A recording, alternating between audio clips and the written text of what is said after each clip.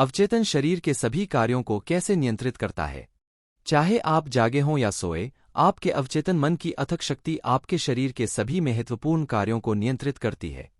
इसमें आपके चेतन मन के किसी तरह के दखल की जरूरत नहीं होती है। जब आप सो जाते हैं, तब भी आपका हृदय धड़कता रहता है। आपके सीने और फेफड़े की मांसपेशियां फेफड़ों में हवा भरती और निकालती रहती हैं।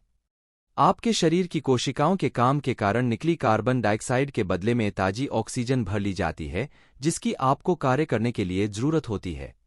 आपका अवचेतन मन आपकी पाचक प्रक्रियाओं और ग्रंथियों के स्राव के अलावा आपके शरीर के अन्य सभी अद्भुत जटिल कार्यों को नियंत्रित करता है। यह सब लगातार होता रहता है, चाहे आप जाग रहे हों या सोए हुए हों। अगर आपको अपने शरीर के सभी काम चेतन मन से करने पड़े, तो आप निश्चित ही मशीन असफल हो जाएंगे। आप शायद बहुत जल्दी मर जाएंगे।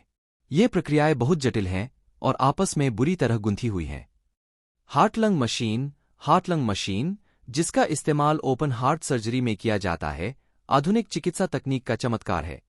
बहरहाल, इसके काम आपके अवचेतन मन की तुलना में बहुत आसान हैं, जो साल में 365 दिन काम करता है, और वह भी 24 घंटे। मान लें, आप किसी सुपरसोनिक जेटलाइनर में बैठकर समुद्र के ऊपर से गुजर रहे हों और कॉकपिट में घुस जाए।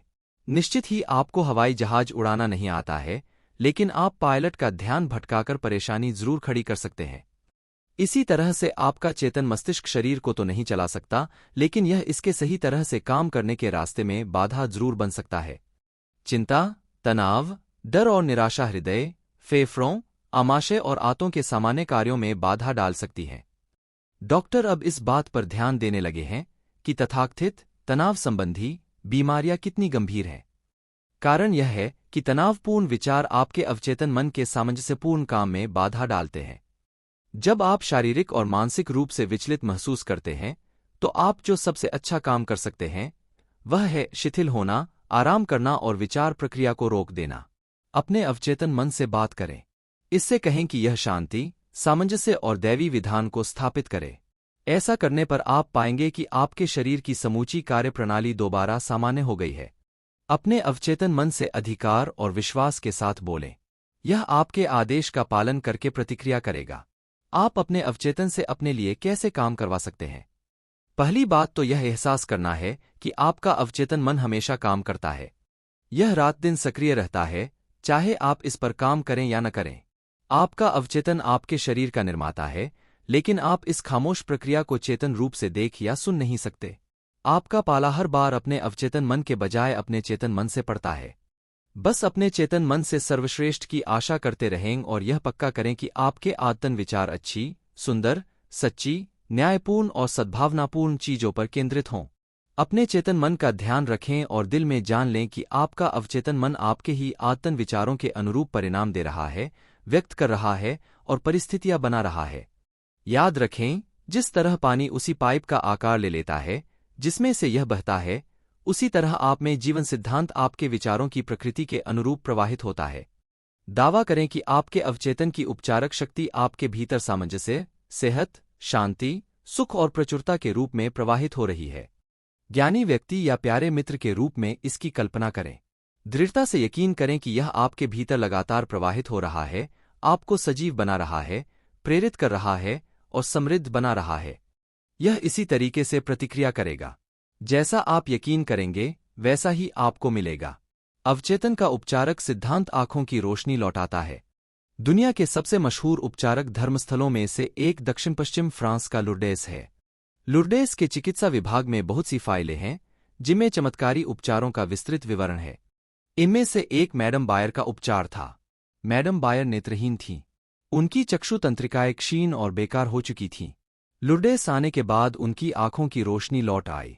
उनकी जांच करने वाले कई डॉक्टरों ने प्रमाणित किया कि उनकी चक्षु तंत्रिकाएं अब भी बेकार थीं, लेकिन इसके बावजूद वे देख सकती थीं। 1 महीने बाद दोबारा जांच में यह पाया गया कि उनका चक्षु तंत्र दोबारा ठीक होकर सामान्य हो गया था। मुझे पूरा यकीन है कि मैडम बायर धर्मस्थल के पानी से ठीक नहीं हुई थीं। उनका उपचार तो उनके ही अवचेतन मन ने किया था, जिसने उनके विश्वास पर प्रतिक्रिया की। उनके अवचेतन मन के भीतर के उपचारक सिद्धांत ने उनके विचार की प्रकृति के अनुरूप प्रतिक्रिया की। विश्वास अवचेतन मन तक पहुंचा विचार है। विश्वास का अर्थ है किसी भी चीज को सच मानना। जिस चीज पर विश्वास हो जाता है वह अपने आप हो जाती है। निस्संदेह मैडम बायर इस धर्मस्थल पर बड़ी उम्मीद और आस्था के साथ गई थीं। वे अपने दिल में जानती थीं कि वे ठीक हो जाएंगी। उनके अवचेतन मन ने इसी के अनुरूप प्रतिक्रिया की और हमेशा मौजूद उपचारक शक्तियों को सक्रिय कर दिया। अवचेतन मन, जिसने आंख बनाई थी, निश्चित रूप से एक मृत तंत्रिका को दोबारा सजीव कर सकता था। रचनात्मक सिद्धांत ने जिस अंग की रचना की थी वह उसकी दोबारा रचना कर सकता था। आपके विश्वास के अनुरूप ही आपको मिलेगा। अपने अवचेतन मन तक पूर्ण स्वास्थ्य का विचार कैसे पहुंचाए। मैं जोहान्सबर्ग, दक्षिण अफ्रीका में एक मेथोडिस्ट पादरी से मिला। उन्होंने मुझे बताया कि वे बुरी तरह फैल चुके फेफड़े के कैंसर से कैसे उबरे। उन्होंने पूर्ण स्वास्थ्य के विचार को अवचेतन मन तक पहुंचाकर यह चमत्कारी परिणाम पाया। मेरे आग्रह पर उन्होंने मुझे उस प्रक्रिया का जो विस्तृत वर्णन भेजा है उसे मैं आपके सामने रख रहा हूं। दिन में कई बार मैं खुद को मानसिक और शारीरिक रूप से पूरी तरह शिथिल कर लेता था। मैं अपने शरीर से यह बोलकर खुद को शिथिल करता था,